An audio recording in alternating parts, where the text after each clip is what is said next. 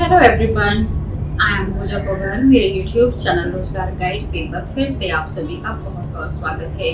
दोस्तों, आज मैं आपके सामने फिर से लेटेस्ट वैकेंसी लेकर आई हूँ जो कि CEL यानी सेंट्रल इलेक्ट्रॉनिक्स लिमिटेड, जो कि DSIR यानी department of scientific and industrial research, ministry of science and technology के अंतर्गत आती है। गाजियाबाद यूपी से ये वैकेंसी आउट की गई है।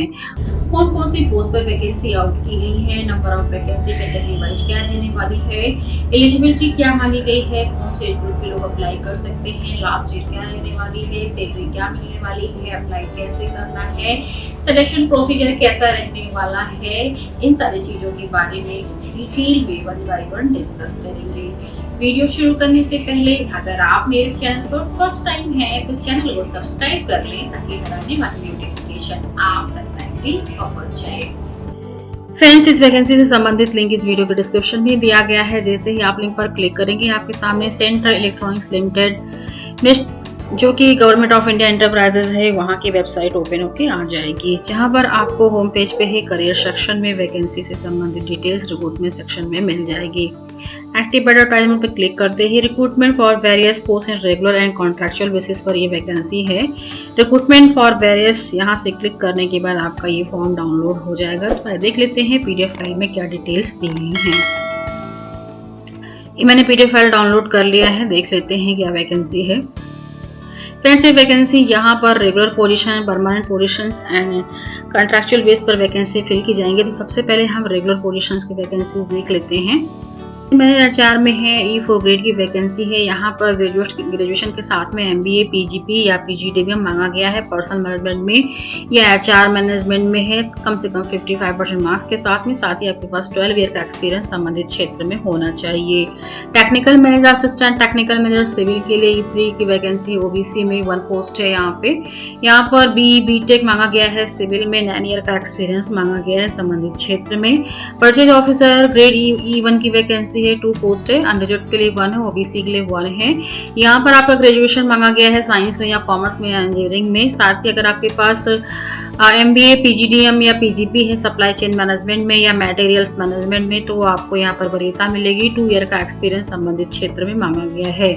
ऑफिसर HRMS ERP में E1 ग्रेड की वैकेंसी है, 2 पोस्ट है। अनरिजर्व्ड के लिए 1 है, OBC के लिए 1 है। यहाँ पर BE, BTech कंप्यूटर साइंस में या IT में मांगा गया है।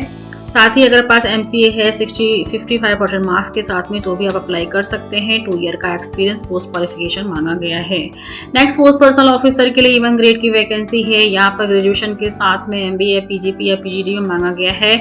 पर्सनल मैनेजमेंट में या HR मैनेजमेंट में, साथ ही आपके पास 2 ईयर का एक्सपीरियंस है, तो आप अप्लाई कर सकते हैं। नेक्स्ट आपका अकाउंट ऑफिसर के लिए है। यहाँ पर BCom मांगा गया है। इसके अलावा कैंडिडेट को पास होना चाहिए final examination of CA, ICWA, साथ ही 2 ईयर का पोस्ट क्वालिफिकेशन एक्सपीरियंस मांगा गया है।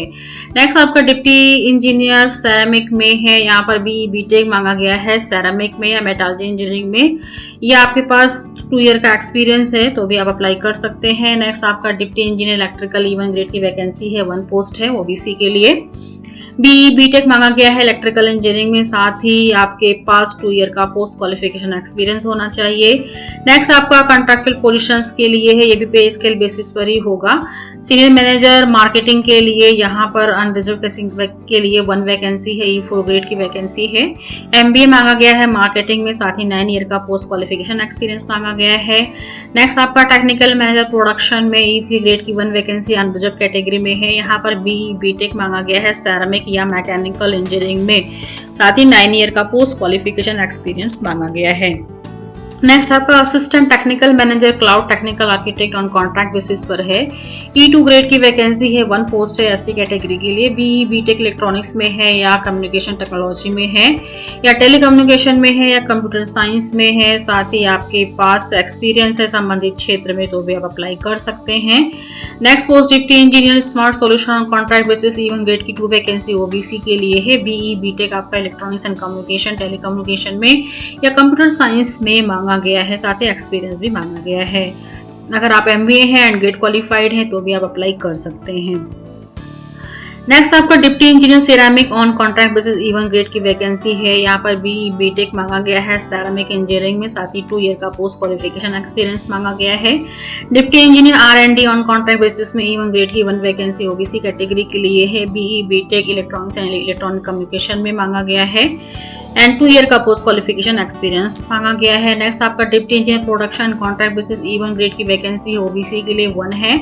BE बीटेक मांगा गया है electronics and telecommunication and industrial electronics में, तो भी आप अप्लाई कर सकते हैं। 2 ईयर का पोस्ट क्वालिफिकेशन एक्सपीरियंस मांगा गया है। नेक्स्ट आपका डिप्टी इंजीनियर यहाँ पर E1 ग्रेड की 1 वैकेंसी ओबीसी के लिए, यहाँ पर भी same BE BTech electronics communication में है। 2 ईयर का एक्सपीरियंस मांगा गया है। डिप्टी इंजीनियर R&D में यहाँ पर E1 ग्रेड की 1 वैकेंसी ओबीसी के लिए है। यहाँ पर BE बीटेक या ME या MTech मांगा गया है इलेक्ट्रॉनिक एंड टेलीकम्युनिकेशन या इंस्ट्रूमेंटेशन में, साथ ही 2 ईयर का पोस्ट क्वालिफिकेशन एक्सपीरियंस संबंधित क्षेत्र में मांगा गया है, जिसकी डिटेल्स यहाँ पर दी गई हैं।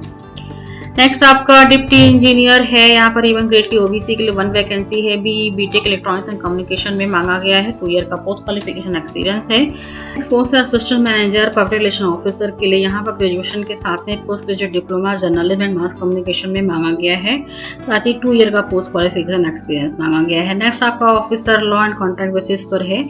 1 वैकेंसी अनरिजर्व कैटेगरी के लिए, यहाँ पर प्रोफेशनल डिग्री लॉ में मांगा गया, यानी LLB या 5 ईयर आपके पास 5 ईयर का इंटीरियर LLB है, तो भी आप अप्लाई कर सकते हैं। एंड सिक्योरिटी ऑफिसर के लिए यहाँ पर 1 वैकेंसी ओबीसी में है। यहाँ पर आपकी ग्रेजुएशन मांगा गया है किसी भी डिसिप्लिन में, साथ ही 15 ईयर का सर्विस मांगा गया है डिफेंस या पैरामिलिट्री फोर्सेस में। अगर आपके पास डिप्लोमा इन फायर सेफ्टी है तो आपको यहाँ पर वरीयता दी जाएगी। एंड नेक्स्ट आपका है कंट्रैक्चुअल पोजीशन कंसोलिडेटेड पे मैनेजर HR के लिए, यहाँ पर सिंपल आपका ग्रेजुएशन के साथ में MBA PGP या PGDBM पर्सनल मैनेजमेंट में HR में मांगा गया है। मैनेजमेंट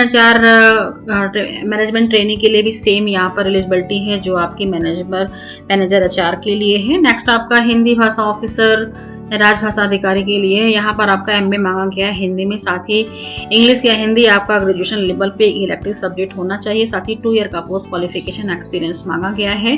नेक्स्ट आपका इंजीनियरिंग ट्रेनिंग के लिए है, यहाँ पर 1 वैकेंसी अनरिजर्व कैटेगरी के लिए है। BE बीटेक मैकेनिकल इंजीनियरिंग में है, तो आप अप्लाई कर सकते हैं। इसके अलावा जॉब की प्रोफाइल क्या रहेगी, ये डिटेल्स यहाँ पर दी गई हैं, तो आप अपने हिसाब से डिटेल्स देख सकते हैं। सैलरी लेवल देख लेते हैं। E4 ग्रेड की यहाँ पर टोटल एम्प्लॉयमेंट जॉब को मिलेगा 70,000 से लेकर 2 लाख पर मंथ है। E3 में 60,000 से लेकर 1,80,000 है। E2 में 50,000 से लेकर 1,60,000 है। E1 में 40,000 से लेकर 1,40,000 पर मंथ यहाँ पर आपको सैलरी मिलेगी।